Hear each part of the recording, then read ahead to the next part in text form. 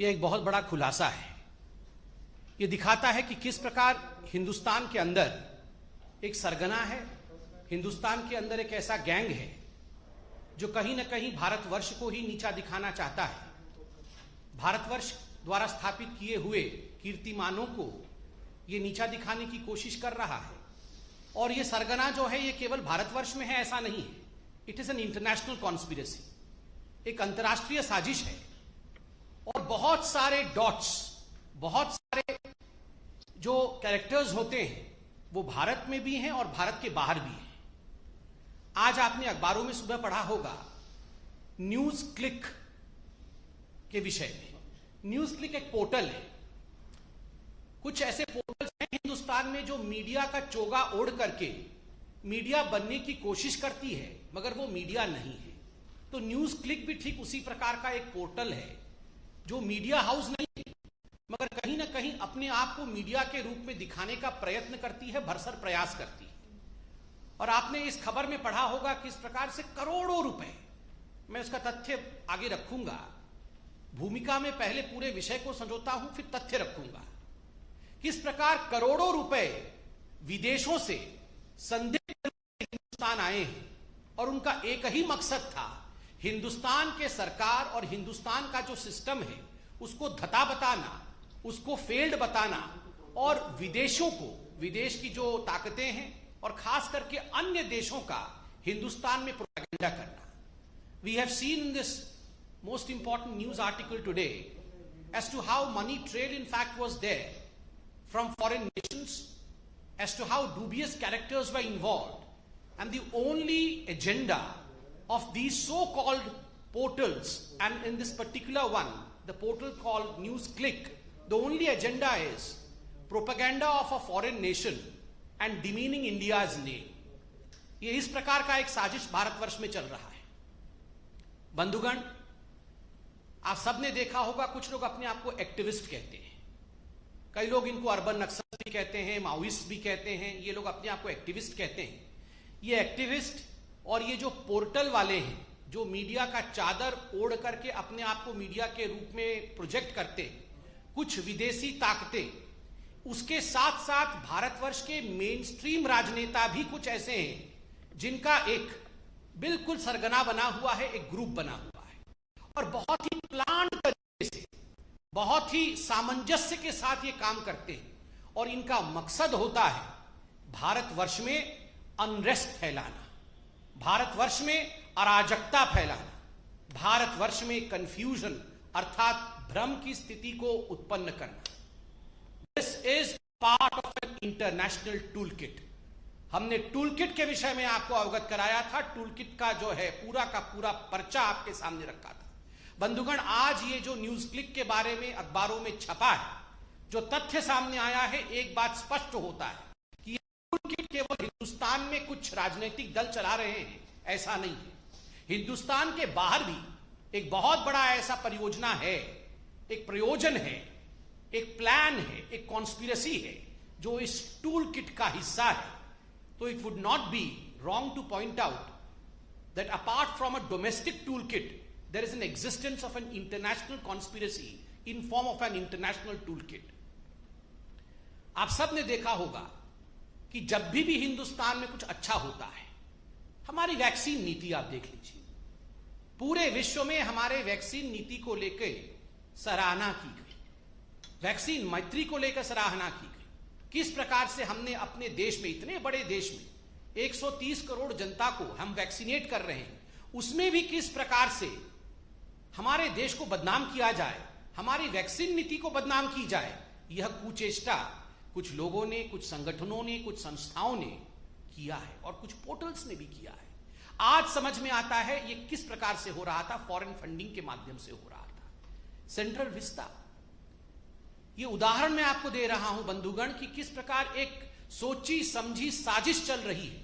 Central Vista, जिसको लेकर supreme court, high court, हमारे माननीय कोर्ट ने कहा कि हमें किसी प्रकार की आपत्ति नहीं है, ये बहुत अच्छे प्रोजेक्ट्स हैं, इनको आगे बढ़ने चाहिए, मगर उसके बावजूद जिस प्रकार से कुछ लोगों ने जिद पकड़ करके in a stubborn manner they went ahead with their agenda of demeaning the Central Vista project, Friends, today we realize it was only because of the fact that foreign funding and foreign conspiracy was playing.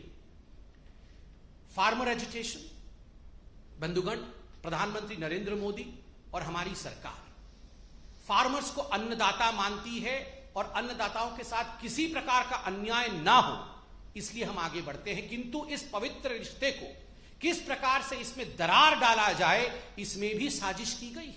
और आज ये जो news click वाला issue हुआ है, जिसके विषय में अभी मैं संक्षेप में बताऊंगा, ये बात स्पष्ट होता है कि बहुत बड़ी बड़ी ताकतें हिंदुस्तान को कमजोर करने के लिए लगी हुई हैं। यहां कंफ्यूजन, भ्रम और अनरेस्ट अर्थात अराजकता कैसे फैले, इसकी कोशिश हो रही है। जब से प्रधानमंत्री नरेंद्र मोदी हिंदुस्तान के प्रधानमंत्री बने, कहीं ना कहीं हिंदुस्तान में तो ऐसा नेता हैं ही जिनके आंखों में वो खटक रहे हैं, विदेशी ताकतें भी ऐसी हैं जिनके आंखों में वो खटक रहे हैं। तो एक बहुत बड़े रूप में किस प्रकार से भारतवर्ष के नाम को नीचा किया जाए, किस प्रकार से प्रधानमंत्री नरेंद्र मोदी जी की चेष्टाओं को, जो वो सुचेष्टा कर रहे हैं भारतवर्ष को आगे बढ़ाने के लिए, उसको कैसे कम करके दिखाया जाए, यह सब कोशिश की जा रही है। किंतु मैं आप कह सकता हूं कि जनता जनार्दन है, वो मोदी जी पर विश्वास करती है। आज जो न्यूज क्लिक का पूरा विषय आया है, मैं संक्षेप में आपके सामने कुछ चौंकाने वाले तथ्य रखने वाला। बंधुगण, यूं तो कहते हैं कि न्यूज क्लिक एक साधारण पोर्टल है। देखिए, इस पोर्टल का नाम पीपीके के नाम से, PPK news click studio private limited के नाम से है। इसमें किस प्रकार से बाहरी ताकतें फंड भेज रही थी भारतवर्ष में, और किस प्रकार से इन फंड्स को लेकर ये फंड कहां जा रहे थे, किन लोगों को ये फंड दिया जा रहा था, मैं इसका खुलासा अभी करने वाला हूं। ये जो पीपीके कंपनी थी जिसके अंतर्गत न्यूज क्लिक आती है, इन्होंने एफडीआई, फॉरेन डायरेक्ट इन्वेस्टमेंट, विदेशी निवेश को एक्सेप्ट किया, लगभग 10 करोड़ के आसपास, 9.59 करोड़ का। दो मुख्य कंपनियों ने पैसा दिया, जिसका नाम है world wide media holdings LLC, और दूसरा है यूएसए का डेलावेयर, जिसका नाम है WWM। इन दोनों ने इसमें मेजर रूप में पैसा इन्फ्यूज किया एफडीआई के रूप में। और ये जो WWM है, इसमें 3 लोग मुख्यतः सम्मिलित थे, वो विदेश के थे। जैसन पेट्शर, नेविली रॉय सिंघम, जो कि श्रीलंका के और उसके बाद अभी अमेरिका में है, और एक तीसरा व्यक्ति है जो एक विदेशी ताकत है और किसी विदेशी देश के फंड को पूरी तरह से हवाला के माध्यम से डाइवर्ट करके किस प्रकार से इसका यूटिलाइजेशन भारतवर्ष में किया जा सके, डूबियस रूट से उन्होंने WWM ने पीपीके अर्थात न्यूज क्लिक को भेजा। बंधुगण, आपको जान के आश्चर्य होगा, ये जो निवेश होता है विदेश से, एफडीआई होती है, उसके लिए आपको एक शेयर वैल्यू दिखाना पड़ेगा कि हाँ ये जेन्युइन लगे, कि ये बड़ी कंपनी थी तभी जाके हमने निवेश किया। कुल मिलाकर 10 रुपए प्रति शेयर का न्यूज क्लिक का वास्तविक जो चरित्र है, वो 10 रुपए प्रति शेयर का उसका ओरिजिनल स्वरूप है। But that was inflated just in order to make news click look as if it was an authentic destination for an FDI. उसको इन्फ्लेट करके 11,510 रुपए का एक शेयर कर दिया गया। अब सोचिए ये षड्यंत्र में कितने लोग इन्वॉल्व थे और किस प्रकार से ये षड्यंत्र काम कर रहा था। केवल ये 10 करोड़ का जो एफडीआई था यही नहीं, लगभग 30 crore, to be precise 28.46 crore रुपया ये जो न्यूज है इसने भिन्न भिन्न एजेंसियों से, विदेशों से रिसीव किया। Justice and Education Fund Inc USA, ऐसी बहुत सारी यूएस के एजेंसीज हैं, कंपनीज हैं, जिनसे इन्होंने लगभग 30 करोड़ रुपए लिए हैं। और ये 30 करोड़ रुपए किस लिए लिए हैं? ये 30 करोड़ रुपए लिए हैं maintenance of people dispatch portal. ये 30 करोड़ रुपए लेके एक पोर्टल है जिसका नाम है पीपल्स डिस्पैच पोर्टल, उसका ये मेंटेनेंस न्यूज क्लिक वाले करें। आप जानते हैं ये जो पीपल्स डिस्पैच पोर्टल है ये किसका है? ये भी ये न्यूज क्लिक वालों का है।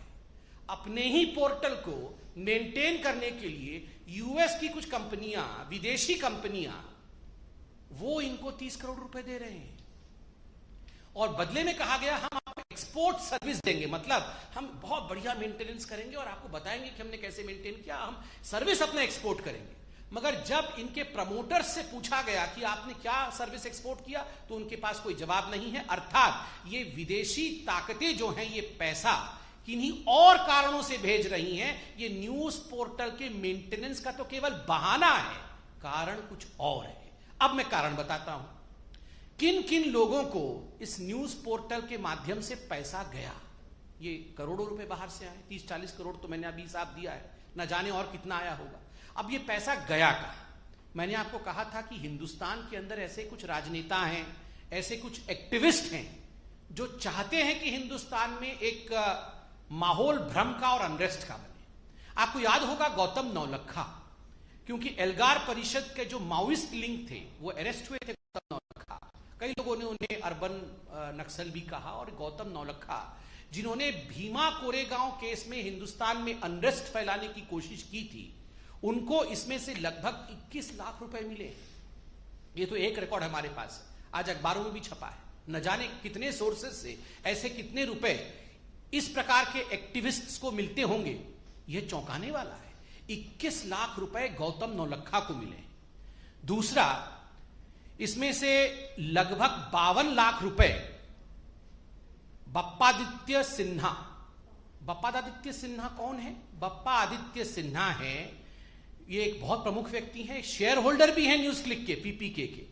मगर अगर राजनीतिक रूप से देखा जाए तो Sinha ji communist party of India के आईटी सेल के एक प्रमुख सदस्य हैं। कम्युनिस्ट पार्टी के आईटी सेल के एक प्रमुख सदस्य हैं मिस्टर सिन्हा, और उनको 52 लाख रुपए दिए गए थे पीपीके कंपनी द्वारा। खुद वो शेयर होल्डर भी है। और तो और हमें समझ में यह नहीं आ रहा है, 9वीं क्लास पढ़ा हुआ एक इलेक्ट्रीशियन है जोसेफ राज, जिनको 1.5 करोड़ से अधिक रुपए पीपीके ने दिया। क्यों दिया? ये सारा पैसा किसी के माध्यम से किसी और को दिया जा रहा है। क्यों दिया जा रहा है? देश में भ्रम फैलाने के लिए एक प्राइस टैग है, देश में कंफ्यूजन फैलाने के लिए एक प्राइस टैग है, दूसरे देशों का प्रोपेगेंडा करने के लिए एक प्राइस टैग है, मोदी जी को गाली देने के लिए एक प्राइस टैग है, हमारी सरकार को नीचा दिखाने के लिए एक प्राइस टैग है। असली किसानों के मुद्दे को अगर मोदी जी आगे बढ़ाते हैं, उसको किस प्रकार धता बता दिया जाए, उसके लिए एक प्राइस टैग है। सीएए पे किस प्रकार से रोड जाम कर देना है, अगर आप करने में सक्षम हैं तो एक प्राइस टैग है। जहां भी एंटी इंडिया कोई सेंटीमेंट हो, कोई नैरेटिव हो, उसको आगे बढ़ाने के लिए एक प्राइस टैग है। और यही साजिश विदेशी ताकतों के साथ मिलकर के एंटी इंडिया फोर्सेस कर रही है। आज बीजेपी सिर्फ अंत में इतना ही कहना चाहती है कि जीतेगा तो भारत ही, भले कितनी ये देश विद्रोही शक्तियां, देशद्रोही शक्तियां, एंटी इंडिया फोर्सेस चाहे कितना भी काम कर ले, कितनी भी षड्यंत्र कर ले, कितने भी विदेशी देशों से पैसा ले ले, मगर जीतेगा भारत ही, क्योंकि भारत की जनता बुद्धिमान है, समझदार है। इन सभी विषयों पर वो सोच समझकर अपनी कदम आगे बढ़ाती है। धन्यवाद बंधुओं, कोई प्रश्न हो तो अवश्य पूछें।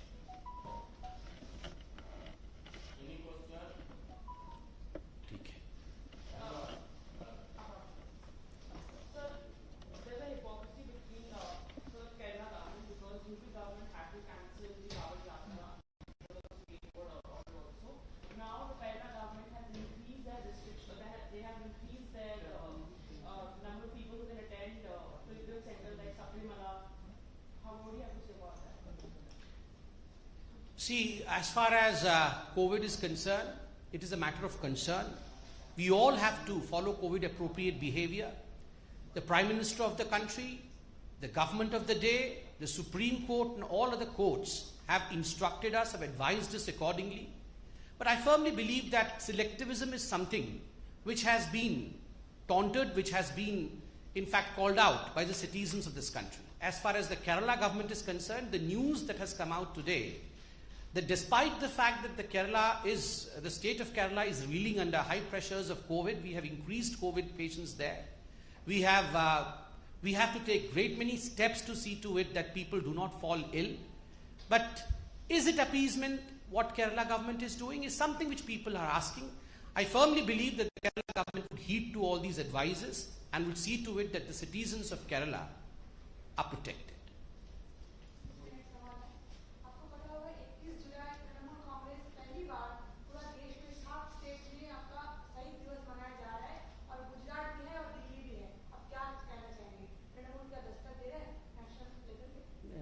से क्या दिवस? अच्छा,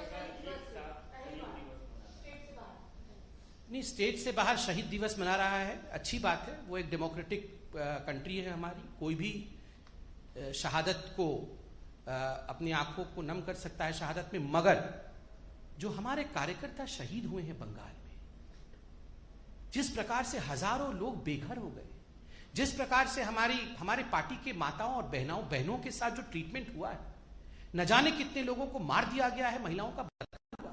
इस विषय में जो एनएचआरसी का रिपोर्ट अभी 2 दिन पहले आया, जिसमें स्पष्ट रूप से कहा गया है there is no rule of law in Bengal, there is law of ruler in Bengal. इस पर ममता बनर्जी क्या कहेंगी? मैं ममता जी से आज निवेदन करूंगा कि जिन भारतीय जनता पार्टी के कार्यकर्ताओं ने लोकतंत्र को अपहोल्ड करने के लिए शहादत दी है, उनके शहादत पर भी ममता बनर्जी कुछ कहें, उनके बलिदान पर भी ममता बनर्जी 2 आंसू बहाएं और क्षमा याचना करें, जिस प्रकार से उन्होंने कानून व्यवस्था की धज्जियां बंगाल में उड़ाई है।